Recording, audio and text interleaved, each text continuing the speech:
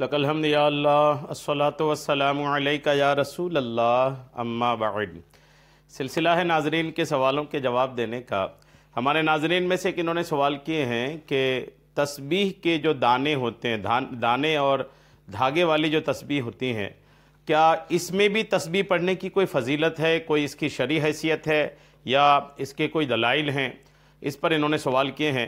میں انشاءاللہ احادیث پاک کی روشنی میں یہ جواب پیش کرنے کی سعادتیں حاصل کر رہا ہوں کہ اگر کوئی تسبیح کے دانے جو ہوتے ہیں اس میں تسبیح پڑھتا ہے، دھاگے اور دانے والی جو تسبیح ہوتی ہے اس میں کوئی ذکر و اذکار کرتا ہے، تسبیح پڑھتا ہے، دیگر چیزیں پڑھتا ہے، کلمہ شریف وغیرہ، درود شریف وغیرہ، تو کیا اس کی کوئی فضیلت ہے؟ کیا اس کے کوئی ثبوت ہیں صحابہ کے دور میں اور دیگر بزرگان دین کے دور میں؟ کیا اس کے کچھ ثبوت ملتے ہیں؟ آئیے اس کا جواب سننے کی سعادتیں حاصل کرتے ہیں۔ رسول کریم علیہ السلام کے قول و فعل سے تو اذکار کا انگلیوں کے پوروں ہی سے شمار کرنا ثابت ہے۔ حضور کے قول، حضور کے کردار، حضور کے عمل سے یہی ثابت ہے کہ حضور علیہ السلام ذکر و اذکار کی گنتی شمار انگلیوں کی پوروں سے کرتے تھے، لیکن آپ علیہ السلام کی تقریر سے یہ بات بھی ثابت ہے کہ کنکریوں اور گٹھلیوں پر بھی شمار کیا جا سکتا ہے۔ کنکریوں اور گٹھلیوں، آقا کریم علیہ السلام کے دور میں تسبیح آج جو ملتی ہے، ایسی تسبیح جو دھاگے ہو اور دھاگے میں دانے پروئے گئے ہوں، ایسی تسبیح حضور کے زمانے میں نہیں ملتی تھی۔ تو حضور علیہ السلام کے زمانے میں لوگ یا تو پوروں میں گنتے تھے انگلیوں کے، یا پھر یہ بھی حضور کے دور سے ثابت ہے کہ کنکریوں کے ذریعے سے یا کھجور کی گٹھلیوں سے یہ شمار کرتے تھے۔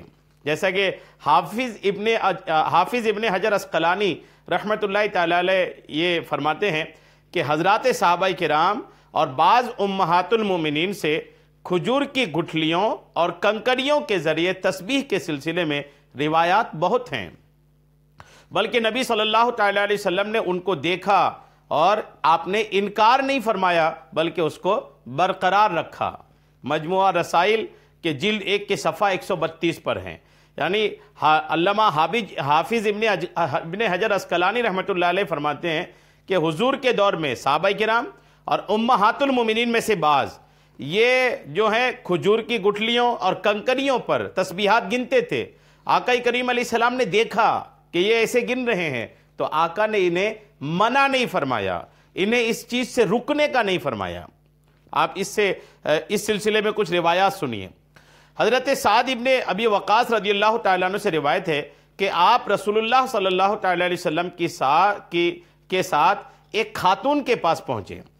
اب خاتون کے پاس پہنچے اس حالت میں کہ اس خاتون کے سامنے کھجور کی گٹھلیاں یا سنگریزے تھے، سنگریزے مطلب کنکریاں، وہ ان گٹھلیوں یا کنکریوں پر تسبیح پڑھ رہی تھیں۔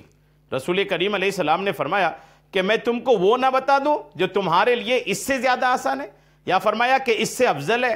پھر آپ علیہ السلام نے فرمایا کہ تم اس طرح کہو، سبحان اللہ عدد ما خلق فی السماء وسبحان اللہ عدد ما خلق فی الارض وسبحان اللہ عدد ما بین ذلک وسبحان اللہ عدد ما هو خالق۔ الحمدللہ۔ آقا کریم علیہ السلام نے یہ ارشاد فرمایا، اللہ اکبر، اسی طرح اللہ اکبر عدد ما خلق فی السماء واللہ اکبر عدد ما خلق فی الارض۔ یعنی آقا کریم نے ایک طریقہ ارشاد فرمایا کہ آپ گن رہے ہیں وہ بھی ٹھیک ہے، لیکن اس سے افضل ایک طریقہ بتا دیتا ہوں، اور حضور علیہ السلام نے یہ طریقہ ارشاد فرمایا۔ ایک تو یہ حدیث پاک ہے، یہ حدیث پاک جو ہے اس کا آپ حوالہ نوٹ کر لیں۔ یہ حدیث پاک جامع ترمذی میں بھی ہے اور ابن حبان میں بھی ہے، حاکم میں بھی ہے اور مستدرک کے اندر بھی ہے، اور مستدرک کے اندر کا پورا حوالہ آپ لے لیں، جلد نمبر 1 کے صفحہ نمبر 528 کے اندر یہ روایت الحمدللہ موجود ہے، اور طبرانی کے اندر بھی یہ حدیث پاک موجود ہے۔ دوسری حدیث پاک سنیں۔ حضرت صفیہ رضی اللہ تعالی عنہا فرماتی ہے کہ رسول کریم علیہ السلام میرے پاس تشریف لائے اس حالت میں کہ میرے سامنے کھجور کی 4000 گٹھلیاں تھیں جن کے ذریعے میں تسبیح پڑھ رہی تھی۔ رسول کریم علیہ السلام نے فرمایا کہ تم نے ان کے ذریعے جتنی تسبیح پڑھی میں اس سے زیادہ تم کو نہ بتلاؤں؟ میں نے عرض کیا کیوں نہیں، مجھے سکھائیے۔ آپ علیہ السلام نے ارشاد فرمایا تم کہو سبحان اللہ عدد خلقہ، عدد خلقہ، یعنی آقا کریم علیہ السلام نے ایک طریقہ ارشاد فرمایا۔ تو یہ دونوں روایات جو میں نے آپ کو سنایا، یہ دونوں روایات سے یہ بات ثابت ہے کہ آقا کریم کے دور میں لوگ تسبیح، سنگریزے یعنی کنکری، کھجور کی گٹھلیوں پر گنتے تھے۔ اب یہ جو سنگریزے کی بات آئی تو تسبیحات جو بھی آتی ہیں اس میں پتھر کے دانے بھی ہوتے ہیں، اس میں پلاسٹک کے دانے بھی ہوتے ہیں، لکڑی کے دانے بھی ہوتے ہیں، تو پور کے علاوہ، انگلیوں کے علاوہ اور چیزوں میں گننے کا ثبوت تو مل گیا کہ کھجور کی گٹھلیوں میں صحابہ گنتے تھے، بعض خواتین صحابہ کے صحابیات میں سے وہ گنتی تھیں اور سنگریزے پر بھی گنتے تھے۔ تو اس سے ثابت تو ہو گیا کہ یہ جائز ہے، یہ منع نہیں کیا جا سکتا۔ اب اس کی فضیلت اگر میں آپ کو عرض کروں تو اس کے فضائل میں یہ بات بالیقین کہی جا سکتی ہے کہ یہ جو تسبیحات کے دانے ہیں، یہ دانے جس پر آپ تسبیح پڑھیں، ذکر و اذکار کریں، کلمہ شریف، درود شریف وغیرہ پڑھیں گے، یہ سارا کے سارا قیامت کے دن آپ کی تسبیحات پر گواہ بنیں گی۔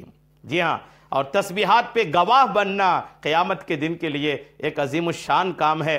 امید ہے کہ یہ ساری باتیں آپ کو سمجھ میں آ گئی ہوں گی۔ اللہ کریم ہم سب کو عمل کی توفیق عطا فرمائے، آمین، بجاہ النبی الامین صلی اللہ تعالی علیہ وسلم۔